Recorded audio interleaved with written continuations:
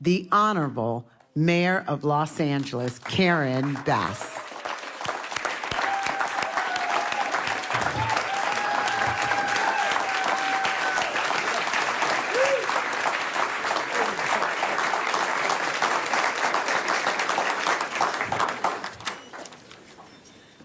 Thank you, everyone. Thank you for such a warm welcome. I appreciate that. And let me just honor my sister here, our CEO, Cynthia Mitchell-Hurd, for her work in the Urban League and what she has done, taking the mantle of an organization that has been so important to us locally, but also nationally.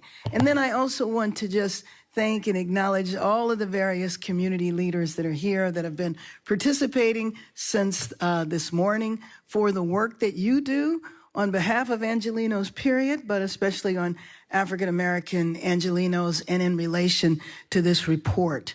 When I looked at it and saw some statistics that were not shocking to me when it comes to life expectancy, to see we're at the bottom, when it comes to maternal health and maternal mortality, which to me is not something that the numbers should be so minuscule in the world's largest economy, most industrialized nation, that Black moms are dying in childbirth. That's something that shouldn't even take place at all. But then on the good side is our health and our access to health care. The danger there, and I'm sure the Congresswoman mentioned this earlier, is the fact that what the administration is going after, and the Republicans are going after right now, will remove the subsidies, which then will reduce access to health care, and that's going to be a real problem. So as we entered into this year, we've just been on uncharted territory. I mean, for Angelenos, period, obviously beginning the year with an incredible tragedy, with the fires that took place all over, but in regard to our community, Altadena, one of the jewels of the area and in the Black communities nationwide, because one of the things that was done well in Altadena that was not done so well here is the transference of property. Because we didn't do all that well from one generation to the next, but they did in Altadena. And then to lose the home and then to have complications over whether paperwork was done well or not. But then we have the inauguration, not the election. And right away, the first attack was on DEI, which in the beginning was AKA Black. If you look at the Black people in leadership that were fired immediately, and DEI then became everything. And the bottom line is that any person who is in charge of something major, like a city, then immediately it's a question of, do you really deserve to be there? Or the statement that if I get on a plane and see a Black pilot, then I wonder whether or not I'm going to be safe. The permission to say things out loud and in public and bold that you wouldn't say out loud and in public and bold. And then the dismantling of institutions that are going to take a very long time to happen. You know that over 300,000 Black women lost their jobs in DOGE, in the federal government. And what I worry about now with the shutdown that doesn't have to last this long, that the consequence of the shutdown is it's going to be DOGE 2 in terms of now using it as an excuse to fire or to lay people off. So we're dealing with the normalization of racism, the acceptance of it, the text messages that were revealed a couple of days ago. And it's like, oh, that's not really a big deal. That's just boys being boys. Normalization, the normalization or the attempted normalization of the militarization of our cities. And so while we were still, trying to recover from the fires, and then we have a federal takeover of from our governor of the National Guard. The governors serve as commander-in-chief over the National Guard. And to have the federal government come in and say, we're just going to take them and we're going to do with them what we want. And then to have what I call the hunting of Latinos that has taken place and continues to take place in this city. What worries me now is that it's not so much attention happening, but the raids are still happening. The snatching of people off the street are still happening. And then what I was so proud about our city is that we stood united. We didn't divide over that. When one side of the city wasn't saying, this is a good idea, get rid of those people, everybody was appalled because we know what might be happening in this city. In Florida, for example, it was the hunting of Haitians. In many of the other cities that are under assault right now, you have black immigrants as well as brown and Asian. The first raid that happened here was in a plant that was owned by Koreans, but the workforce was both Latino and Korean. And so when these kind of things happen, we have to understand them as an assault on all of us. The assaults might come differently at different times, but the theme of the conference today, Solidarity and Action, Black and Brown LA, one of the things I'm also proud of is that we have a long history of Black and Brown solidarity that goes back to those ancestors that the councilwoman was talking about, the enslaved Americans that fled to Mexico because they could find sanctuary there. The areas in Mexico where there are black folks, black Mexicans. And in part, that's because our ancestors fled there. One thing that I have always been proud of is that in Community Coalition, which was built as a black-brown organization, one of the first things we did was recruited high school students, and we taught them their history. And they understand that African-American history, Latino history, the joint struggles that we all face.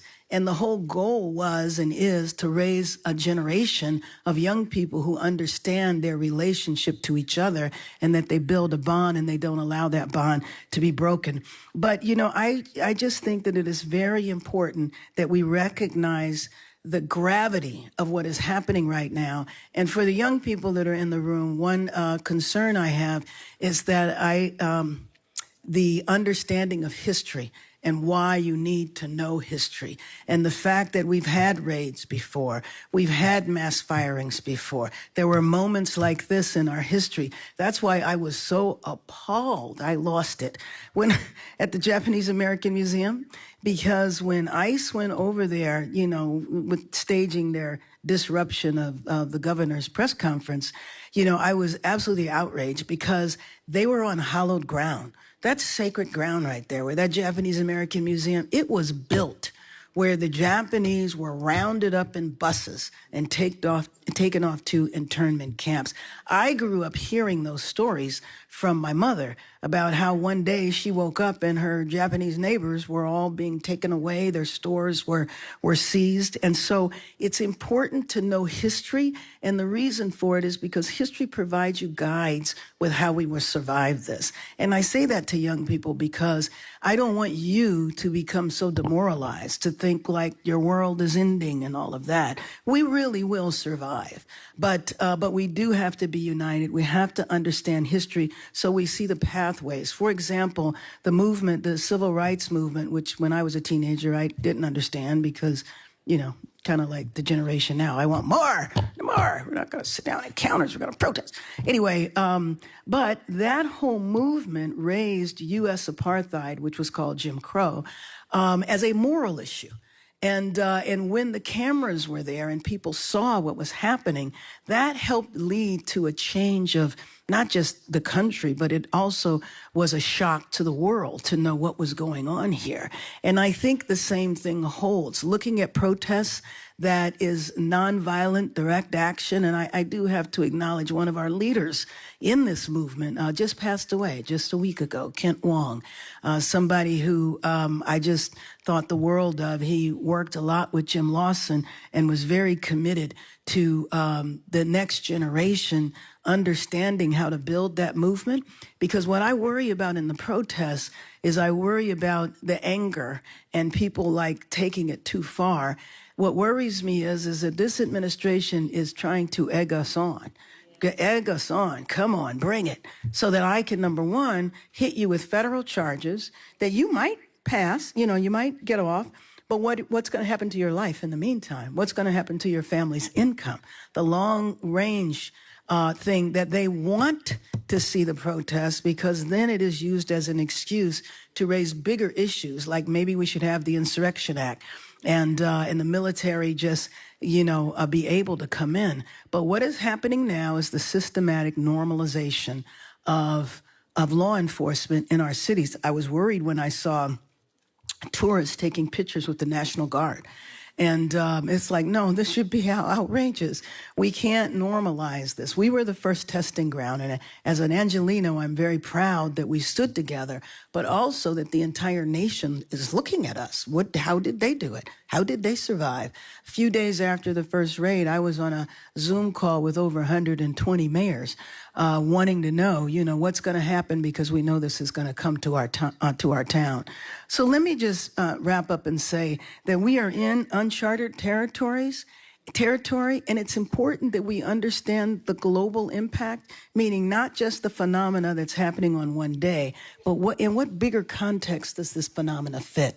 And the bigger context is a complete altering of our democracy, as the councilwoman pointed out, in terms of voting and the Voting Rights Act. But this has been systematic, purging people out of jobs, the whole race issue to pit people against each other. And now anybody of color is in a position they don't deserve to be there. And them being there, they're taking up a space from a qualified white person, is really the message that is out there. And so there's fear in the workforce of people in positions who fear that, people will come for them because they're in this position. And now it's open season, and you could say the quiet things out loud. But we can weather this, and we can come out stronger on the other side, because these are profound lessons for us to learn. But that's why Solidarity in Action, Black and Brown LA, the work of the Urban League, we are fortunate to have a very strong infrastructure of community-based organizations that fight for the rights of immigrants, that fight for other social and economic issues. And now is the time that we all need to band together, because the administration has proven they will come for us all, one by one. But if we stand together, they will not win. Thank you.